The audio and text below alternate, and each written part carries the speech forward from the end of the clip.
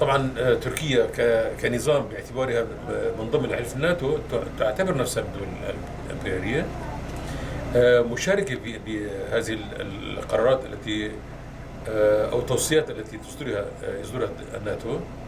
من ضمن هذه التوصيات الغير مرئية أو السرية بالأحرى هي استهداف كل قائد أو كل سياسي أو كل رجل يقف بوجه القرارات أو المطامع الإمبريالية. بالنسبة للقائد عبد الله أوجلان، أمريكا أصدرت قرار أو أصدرت توصية بالعمل على أو أصدرت مشروع الشرق الأوسط الكبير. لكن القائد عبد الله أوجلان درس هالمشروع هذا، شاف إنه القرار هو قرار كارثي على الشرق الأوسط، ليس على الكرد فقط وإنما على الشرق الأوسط كافة. فطالع مقابل هذه النظرية الأمريكية، طالع مقابل نظرية الأمة الديمقراطية.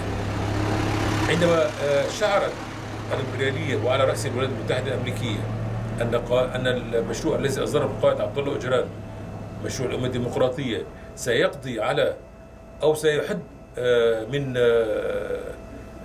مشروعها، حاولت بشتى الوسائل أن تغزو أو تدخل الشرق الأوسط.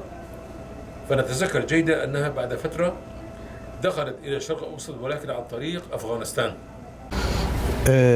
دفاع من هذا إيرو عمدنارن ترك بروجه سروك أبو خطر جخرة دبينه، يعني ترك دخوزه تم وگره أوه خوی بره، دخوزه إنه جنوا